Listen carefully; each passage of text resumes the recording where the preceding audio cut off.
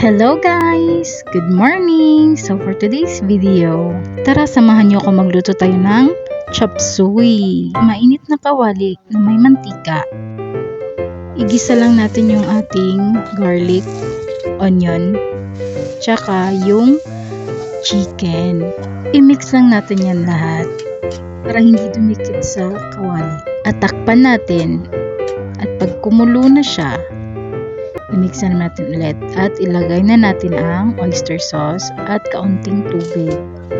And after that, pag kumulo na, ilalagay na natin yung carrots. Galuin na naman natin ulit. Takpan. Next is the bell pepper and green peas, tsaka yung baby corn. Paghaluin na natin. At i-mix lang natin. After the mixing, pakuluin lang natin.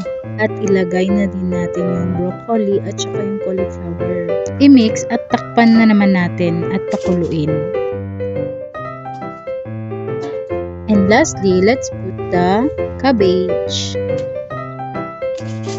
At ang ating pampalapot ay yung tubig na may halong cornstarch.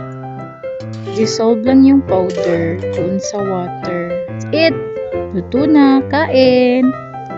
Thanks for watching! Wow!